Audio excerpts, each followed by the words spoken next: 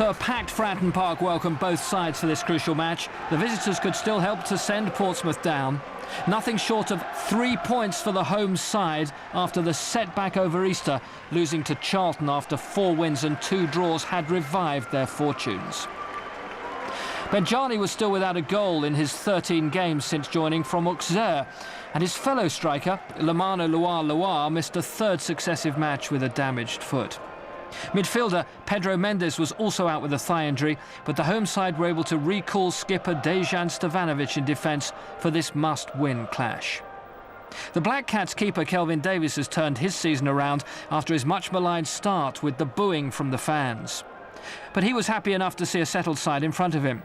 Kevin Kyle was the only difference to the lineup as the club resisted the opportunity to make wholesale changes. After such a dismal season, Kevin Ball would love to see the Black Cats win under his temporary care. But for Harry Redknapp, having pulled Pompey out of the mire since his return, would defeat or even a draw be too much to bear? Commentary on a tense South Coast from Bill Leslie and Trevor Francis. Sunderland are on their way down, we know that already. And what happens here over the next 90 minutes will go a long way to determining whether they're able to take Portsmouth with them. A first touch for Linvoy Primus on a beautiful South Coast afternoon.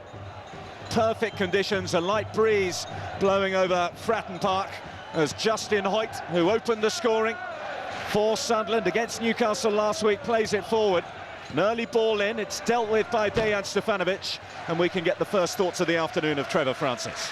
You're absolutely right about the weather.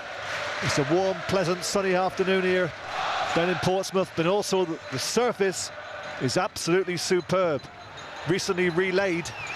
There's no excuse about any bobbles on this surface. It's as good as you're going to find at this stage of the season.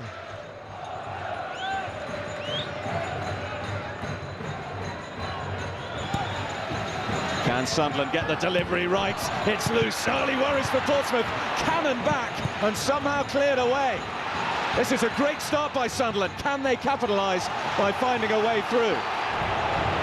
Maybe, just maybe, they come here without any pressure on their shoulders, and it's Portsmouth whose need for the points is certainly the greater.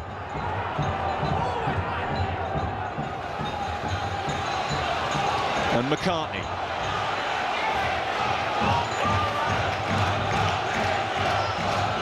Arca, Miller, seen a gap, goes for it. Kylie forced into a good block, nearly fell for Chris Brown. Sunderland trying to keep the pressure on.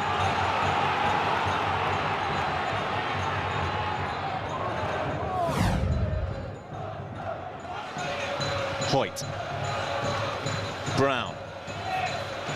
This is Noran Nosworthy, the half-time substitute. Primus was a match of what Sunderland had to offer that time. And that's a well-timed run by Todorov. He's onside. A real chance here for Portsmouth and Todorov. But one they're unable to take. How costly could that prove? Well, this is terrific decision by the assistant referee, because quite clearly Benjani was offside.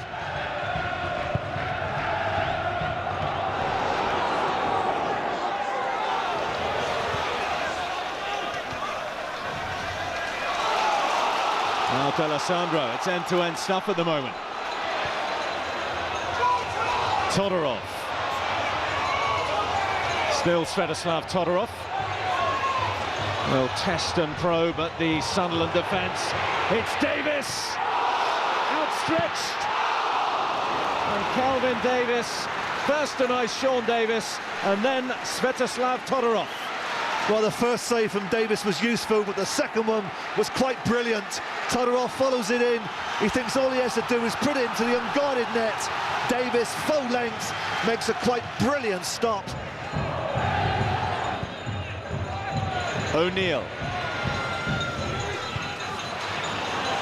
Sunderland, everyone back doing the defending. It's Miller on the break forward, he's on his own. Arca comes in support. It's fed into Julio Arca. This could be a Sunderland sucker punch. Still alive for Arca, and it's a tap-in for Tommy Miller. Portsmouth throwing everything at Sunderland and caught out by Tommy Miller. Arca tried to play it initially there to Miller. The cross was cut out from Taylor. It comes back to him. He rows it across the box to Miller, who has the easy task of just putting the ball into an empty net. And Portsmouth, they've suffered here. Well, a lot of talk, understandably, about Portsmouth's needs rather than Sunderland's going into this game. Sunderland already relegated, but they were determined to come here and restore some pride after defeat in the Derby match last time out. They've certainly done that so far, but they are prone to just moments of losing their heads defensively. Portsmouth will desperately hope that one such moment transpires before too long. Prisk's cross through to Todorov. Still Todorov. Oh, Svetoslav Todorov with a top-class equaliser at such an important moment. Portsmouth alive again, 1-1. A great example of the striker wanting to score a goal. Probably the easier option was the support on his outside, given from Matt Taylor. But once he gets the ball under control, he wants to get it onto his right foot, holds off Whitehead, hits it with great power. Davis, as good as he's been this afternoon, can get a hand to it, but he can't prevent it from going in.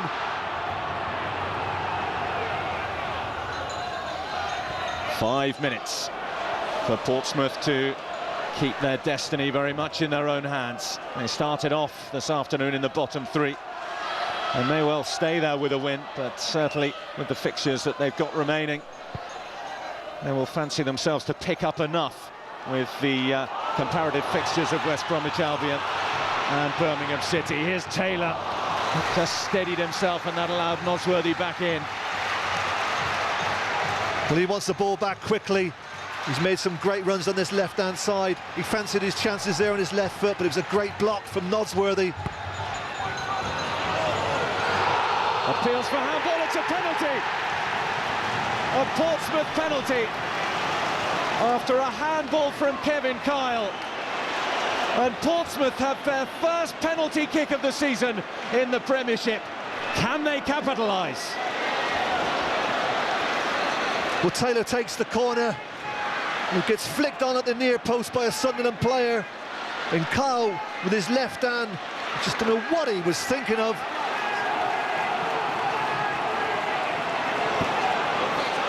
Matt Taylor, who's already scored against Sunderland twice this season, steps up. A most crucial of goals at a most crucial of moments. Portsmouth lead 2-1, Matt Taylor, and that could just be the goal to keep their survival dream alive. Well, it was Taylor's corner that won the penalty, and it may be Taylor's penalty that wins the game this afternoon for Portsmouth. He must have nerves of steel. We are staying up, reads the banner, and they may just be right.